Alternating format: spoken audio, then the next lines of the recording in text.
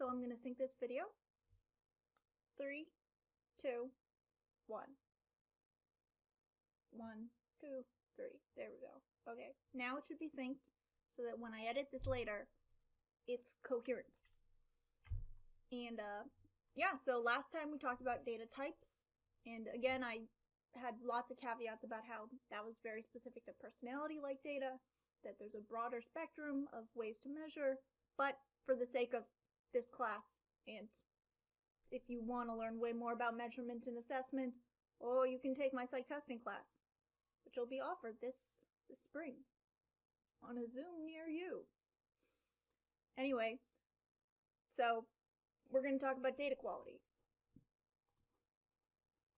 Okay. And kind of I want to make sure that we go into this with two really key important concepts. Important. This should be very subtle. Very subtle. These are important ideas. You're going to come up against or with them again and again. So, reliability. Reliability is the tendency for a measurement instrument to provide the same comparable or comparative information on repeated occasions. The idea here is that you get the same results more than once. Now, there are tons of different definitions of this because, well, it's a very big, important concept, and so I've reproduced another one here. The degree to which a test or measure produces the same score when applied to the same circumstances. The idea is that if you take the test again or use the measure again, will you get the same result? A reliable measure will give you the same or nearly the same results. Any discrepancies are what we call measurement error, and that's the cumulative effect of extraneous influences on a test score. Now, there are some differences to kind of reliability and what we should expect, because nothing is perfectly reliable. Even height isn't perfectly reliable. For example, on my driver's license, I have my height reported as 5'6", but when I go to the doctor, I tell them that it's 5'5" and a half, if you round up. And that those minor discrepancies are measurement, well, they're error. They're not exactly measurement error, they're, bias anyway, but they're extraneous influences on the information that I'm giving out. And you'll see this on, there's a cool blog post of distributions of self-reported heights on OkCupid, and there's a big kind of cutoff for 6 foot, where there aren't as many people as you'd expect at 5'11", and there are way more than you'd expect at 6.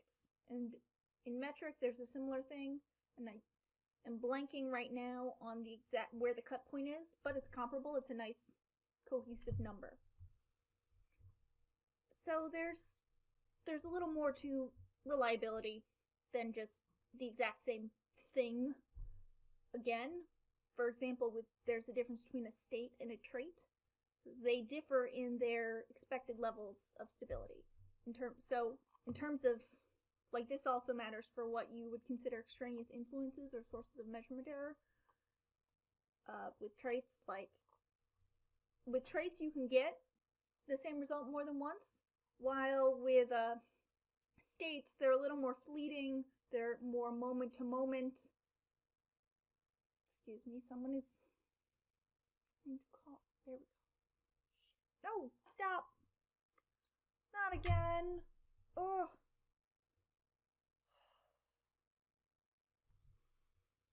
Oh boy.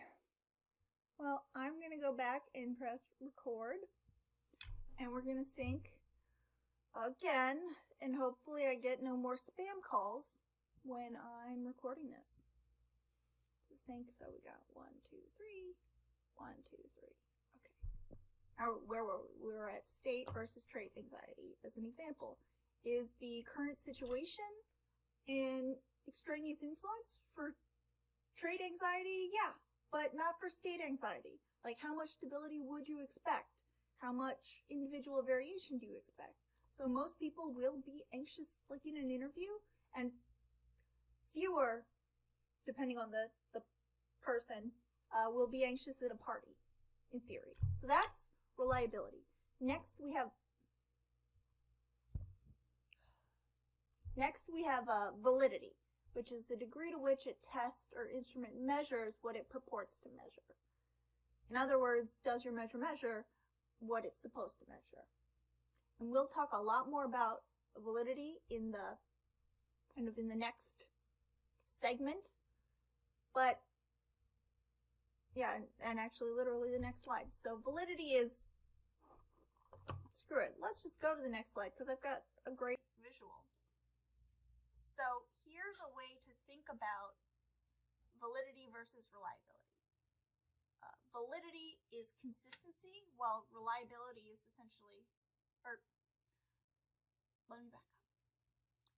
Reliability is consistency, and as you can see here in bullseye 1 and 3, those are both very consistent, but only one of them, so like they all kind of cluster together, but only one of them is hitting the target.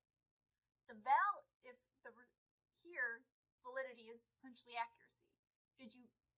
Something that's more valid is going to hit the target, the thing you are expecting to measure. So you can have a valid and reliable, this is the ideal measure, but you can also have a reliable but not so valid measure. And then there's kind of this gray area. You can have, not gray, but having a valid measure, so it essentially has the possibility of hitting the target, but it's got a wide spread. And there are pros and cons to, if you can't have a valid and reliable measure, would you rather have a valid measure that's not so reliable or a reliable measure that's not so valid? It depends. So next we're going to talk about things that can influence reliability. So you can either hurt your reliability, so a measure can be less reliable or more reliable. So undermining reliability includes kind of reducing your level of precision of a measurement. So precision is making measurements as accurate and exact as possible. Data should be correctly recorded, scored, and entered into a database. So this is the kind of transitioning from the record where you collected the data. So like on a Scantron, it's the little bubbles, and way to reduce reliability for a test would be if the Scantron wasn't calibrated, and so it wasn't picking up all those bubbles that you wanted it to. And so we can improve reliability by reducing the likelihood that we lose data along the way. Like unnecessary data loss is the idea here. Now you can also have worse levels of reliability based on the state of the participant. So like these aren't going to depend on the study, but they will hurt that person's score. So like illness, like your mood, if you're distracted, if you're fatigued, if you're stuck at home for long periods of time, and there's a lot of uncertainty, those can all hurt reliability. Next, you have the state of the experimenter, and so this like an experimenter might not treat all participants the same, but it's not just the experimenter. Like maybe not like nothing nefarious is like taking away your Scantron like 5 minutes before everybody else, but it's, in theory it could be that extreme, but it's usually not. Usually it's just minor little things that kind of accumulate. Now you also, kind of a bigger thing, in my opinion, is participants responding differently to aspects of the experimenter. So they may be more responsive to or take someone seriously who is more gray hair or is older. So they may, things like that. And so there could be an interaction between the participant and the experimenter. Ideally, you wouldn't have this because it lowers reliability, but it exists. And lastly, you have the environment. So these can be like literally in the physical space, temperature in the room, weather, noise in a building, and those, or a marching band. There's always those horror stories about how someone took this SAT and there's marching band practice in the background. those can really hurt your score. Now, if everyone has those same experiences and everybody responds the same, while it still underlines reliability, it doesn't hurt as badly as if it's people responding differently, which is where that inconsistency makes a difference. Now, ways to improve reliability are be careful, so don't lose data. Kind of common sense stuff like keep your instruments and your measurements precision as much as possible. Now, next is having a scripted procedure or protocol so that you have less kind of variability or less kind of difference between, if you have multiple test administrators, giving them a protocol should help kind of give everyone the same experience, make the environment common.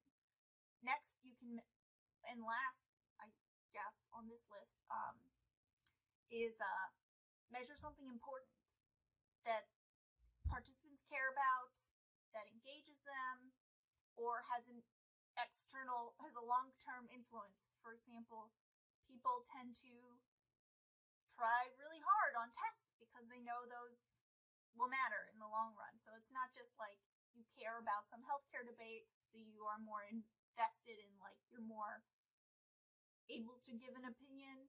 This is also standardized tests and even lower stakes tests like IQ tests. It turns out you can actually pay people to do better on IQ tests. Not pay a different person to do better for you, but literally there were these cool experiments where they would pay people to, they would pay them for correct answers, and on average people did way better when you paid them, which suggests that they cared in that scenario, which is awesome that you can improve their scores. But it's really distressing when you think that there's some built-in assumptions to intelligence tests like optimal effort. And that study clearly demonstrated that effort was not optimized. That was an assumption that was incorrect.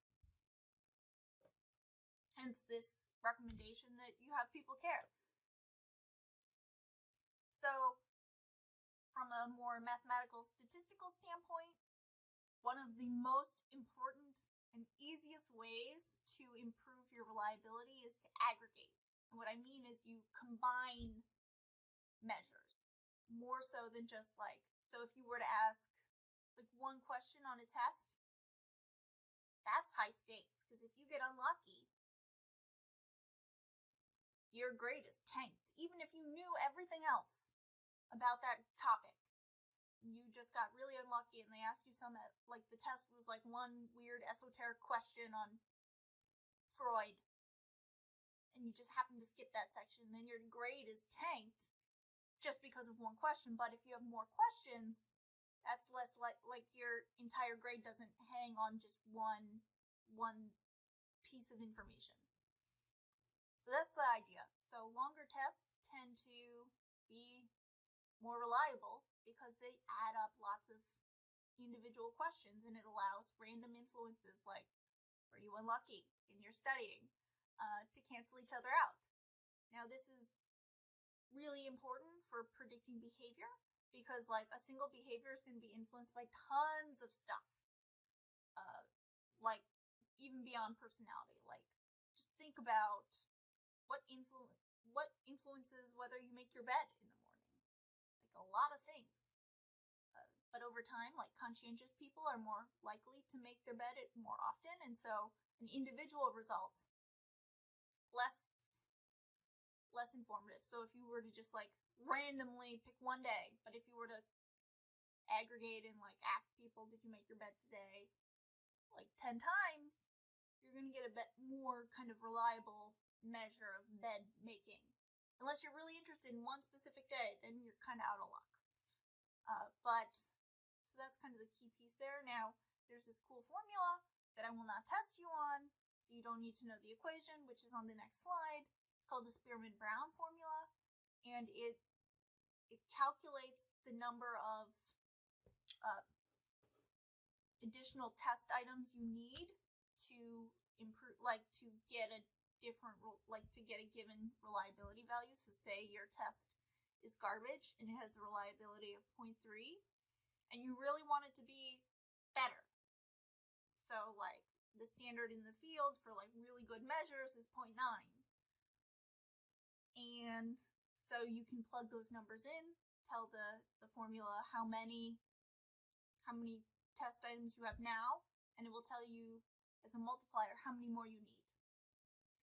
And this doesn't just apply to test items, it includes raters and informants.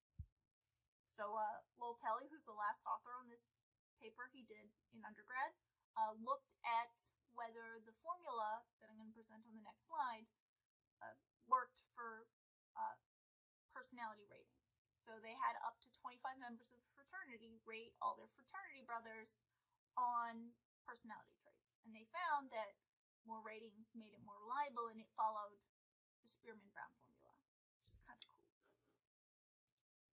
So again, don't memorize these, but if you're interested, and this is kind of the stuff that I cover in psych testing, where you're predicting the reliability of the new test as a function of the old reliability, and yeah, so the function of old reliability, and it tells you, and when you solve for n, you can double. So you can figure out, like, if I double the test, what reliability will I get? And you can restructure this so you can see if I want my reliability to be 0.9 and it's 0.1 right now, what do I have to, how many more test items do I need? The answer is a lot. And it tells you, like, as a multiplier. So next time, I'm going to talk more about validity and also answer the question, what is a construct? So I will see you then.